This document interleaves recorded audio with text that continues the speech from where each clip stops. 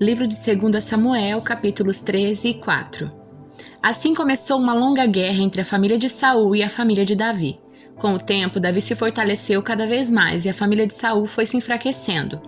Estes são os filhos de Davi que nasceram em Hebrom. O mais velho era Amnon, filho de Ainoã de Jezreel. O segundo era Daniel, filho de Abigail, a viúva de Nabal, do Carmelo. O terceiro era Absalão, filho de Maaca, filho de Talmai, rei de Gesur. O quarto era Adonias, filho de Agite. O quinto era Cefatias, filho de Abital. O sexto era Itreão, filho de Eglá, esposa de Davi. Todos esses filhos de Davi nasceram em Hebrom. Enquanto continuava a guerra entre as famílias de Saul e de Davi, Abner se tornou um líder cada vez mais influente entre a família de Saul.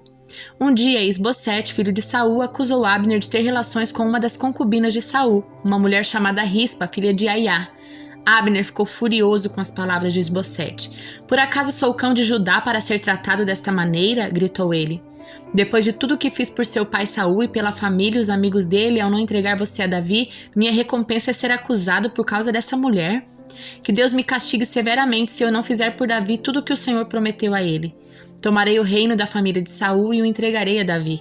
Estabelecerei o trono de Davi tanto sobre Israel como sobre Judá, desde Dan ao norte até Berseba ao sul."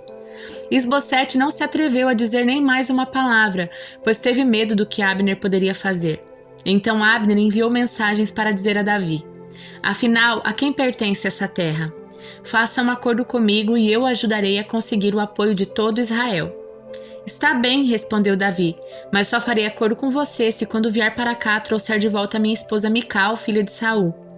Davi enviou a seguinte mensagem a Isbosete, filho de Saul: "Devolva minha esposa Mical, pois eu conquistei o direito de me casar com ela com os prepúcios de 100 filisteus."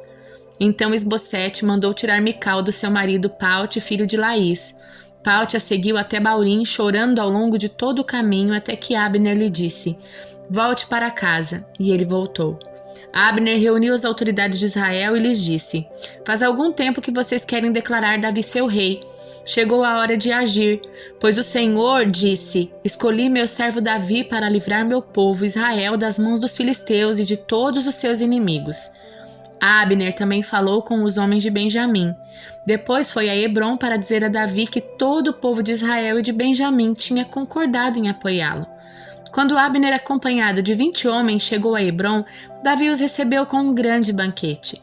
Então Abner disse a Davi: "Deixe que eu vá e convoque uma reunião de todo Israel para apoiar o meu senhor, o rei. Farão uma aliança com o Senhor para que reine sobre eles, e o Senhor governará sobre tudo o que seu coração desejar." Davi se despediu dele e Abner partiu em paz. Contudo, logo depois que Davi despediu Abner em paz, Joabe e alguns dos soldados de Davi retornaram de um ataque trazendo muitos despojos. Quando Joabe chegou, foi informado de que Abner, filho de Ner, tinha acabado de visitar o rei que o havia despedido em paz. Joabe foi até o rei e perguntou: "O que foi que o senhor fez? Por que deixou Abner escapar? O senhor conhece muito bem Abner, filho de Ner. Sabe que ele veio espioná-lo e descobrir tudo o que o senhor anda fazendo."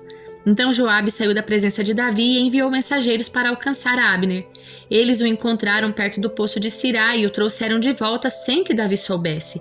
Quando Abner chegou a Hebrom, Joabe o chamou para um lado, junto ao portão da cidade, como se fosse falar com ele em particular. Então apunhalou-o no estômago e o matou para vingar a morte de Azael, seu irmão.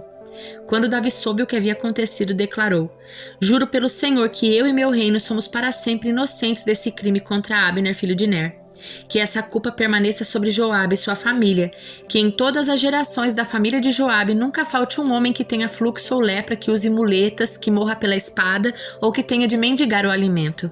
Assim Joabe e seu irmão Abissai assassinaram Abner, pois ele havia matado Azael, irmão deles, na batalha de Gibeon. Então Davi disse a Joabe e a todos que estavam com ele: "Rasguem suas roupas e vistam pano de saco. Lamentem a morte de Abner." E o próprio rei seguiu o cortejo fúnebre. Sepultaram Abner em Hebrom, e o rei chorou em alta voz junto ao túmulo, e todo o povo lamentou com ele. Então o rei entoou essa canção fúnebre: "Acaso Abner devia morrer como um vilão? Suas mãos não estavam atadas, nem seus pés acorrentados. Não, você foi assassinado, vítima de uma trama perversa." Todo o povo lamentou uma vez mais por Abner. Davi tinha se recusado a comer no dia do funeral, e todos insistiram para que ele se alimentasse, mas ele havia feito um voto: "Que o Senhor Deus me castigue severamente se eu comer alguma coisa antes do pôr do sol." Seu voto agradou muito o povo. De fato, aprovaram tudo que o rei fazia. Assim, todos em Judá e em Israel entenderam que Davi não era responsável pelo assassinato de Abner, filho de Ner. Então o rei disse a seus oficiais: não percebem que um grande comandante caiu hoje em Israel? E embora eu seja o rei ungido, esses dois filhos de Zeruia, Joabe e Abissai, são fortes demais para que eu os controle. Que o Senhor retribua esses homens maus por sua maldade. Quando Isbosete, filho de Saul, soube da morte de Abner em Hebrom, perdeu completamente o ânimo e todo Israel ficou sem reação. 2 de seus irmãos, Baaná e Recabe, eram capitães dos grupos de ataque de Isbosete. Eram filhos de Rimom, membro da tribo de Benjamim, que vivia em Beerote. A cidade de Beerote fazia parte do território de Benjamim, pois seus habitantes originais fugiram para Gitaim, onde ainda vivem como estrangeiros. Jonatas, filho de Saul, tinha um filho chamado Mefibosete, que ficou aleijado quando era criança. Mefibosete tinha 5 anos quando chegou de Jezreel a notícia de que Saul e Jonatas haviam sido mortos na batalha. Ao ouvir isso, a ama do menino o tomou nos braços e fugiu. Na pressa, porém, deixou-o cair e ele ficou aleijado. Certo dia, Recabe e Baaná, filhos de Rimom de Beerote, foram à casa de Isbosete por volta do meio-dia, quando ele estava descansando.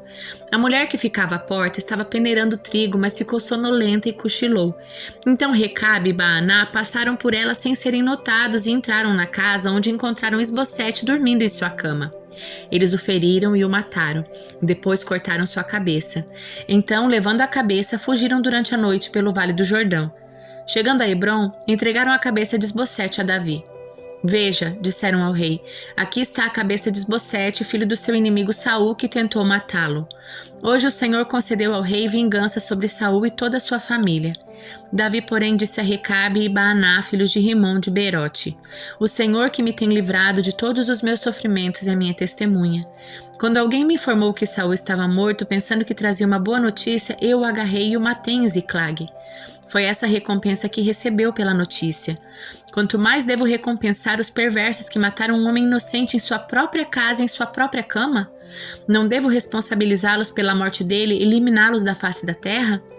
Então Davi ordenou a seus soldados que os matassem e assim eles o fizeram. Cortaram as mãos e os pés deles e penduraram os corpos junto à represa de Hebrom. Depois, pegaram a cabeça de Isbosete e a sepultaram no túmulo de Abner em Hebrom. Salmo de número 69. Salva-me, ó Deus, pois as águas subiram até meu pescoço. Afundo cada vez mais na lama e não tenho onde apoiar os pés. Entrei em águas profundas e as correntezas me cobrem. Estou exausto de tanto clamar, minha garganta está seca. Meus olhos estão inchados de tanto chorar à espera de meu Deus. Os que me odeiam sem razão são mais numerosos que os cabelos da minha cabeça. Muitos inimigos tentam me destruir com mentiras. Exigem que eu devolva o que não roubei. Ó Deus, tu sabes como sou tolo. É impossível esconder de ti meus pecados. Não permitas que por minha causa sejam envergonhados os que em ti confiam, ó soberano Senhor dos exércitos. Não deixes que por minha causa sejam humilhados, ó Deus de Israel. Pois por tua causa suporto insultos. Meu rosto está coberto de vergonha. Até meus irmãos fingem não me conhecer. Tratam-me como um desconhecido. O zelo por tua casa me consome. Os insultos dos que te insultam caíram sobre mim. Quando choro e jejuo, eles zombam de mim. Quando visto pano de saco, eles riem de mim. Sou o assunto principal de suas conversas e os bêbados cantam a meu respeito.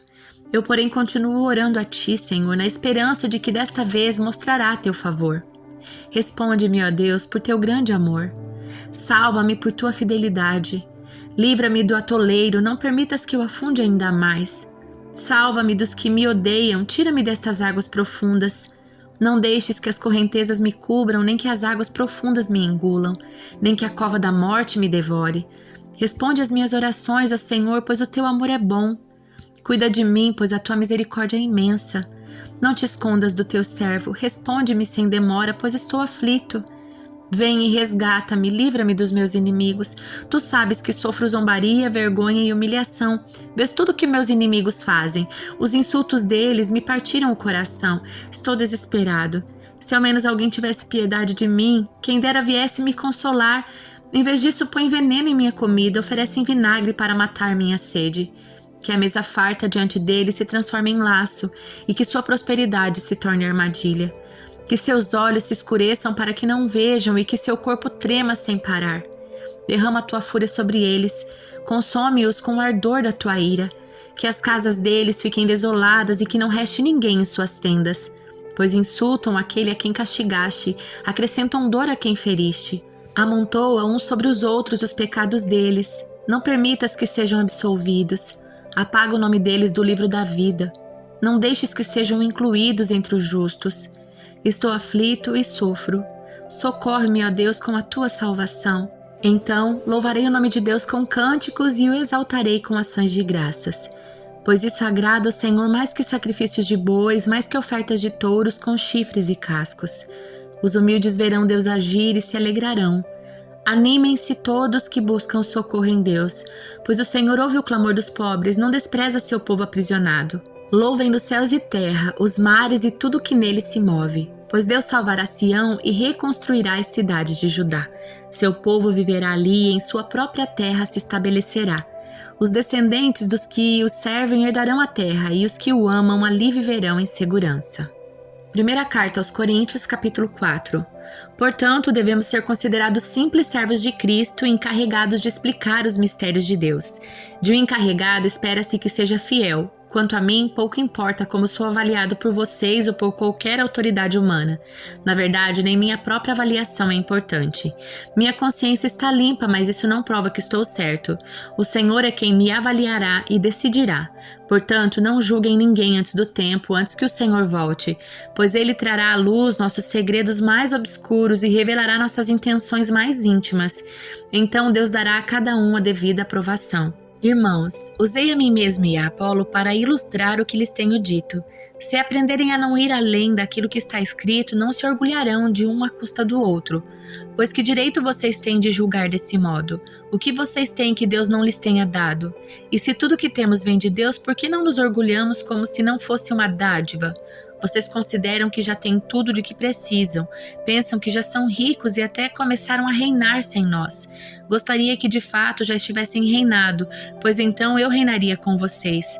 Por vezes me parece que Deus colocou a nós, os apóstolos, em último lugar como condenados à morte, espetáculo para o mundo inteiro, tanto para as pessoas como para os anjos. Nossa dedicação a Cristo nos faz parecer loucos, mas vocês afirmam ser sábios em Cristo. Nós somos fracos, mas vocês são fortes. Vocês são respeitados, mas nós somos ridicularizados. Até agora passamos fome e sede, não temos roupa necessária para nos manter aquecidos. Somos espancados e não temos casa. Trabalhamos arduamente com as próprias mãos para obter sustento. Abençoamos quem nos amaldiçoa, somos pacientes com quem nos maltrata. Respondemos com bondade quando falam mal de nós e, no entanto, até o momento temos sido tratados como a escória do mundo, como o lixo de todos. Não escrevo essas coisas para envergonhá-los, mas para diverti-los como meus filhos amados. Pois ainda que tivessem 10.000 mestres em Cristo, vocês não teriam muitos pais, pois eu me tornei seu pai espiritual em Cristo Jesus por meio das boas novas que lhes anunciei. Portanto, suplico-lhes que sejam meus imitadores. Por isso enviei Timóteo, meu filho amado e fiel no Senhor. Ele os lembrará de como sigo Cristo Jesus de acordo com o que ensino em todas as igrejas em qualquer lugar onde vou. Alguns de vocês se tornaram arrogantes, pensando que não irei mais visitá-los. Mas eu irei, e logo se o Senhor me permitir, e então verei se esses arrogantes apenas fazem discursos pretensiosos ou se têm de fato o poder de Deus. Pois o reino de Deus não consiste apenas em palavras, mas em poder. O que vocês escolhem? Devo ir com a vara para castigá-los ou com amor e espírito de mansidão?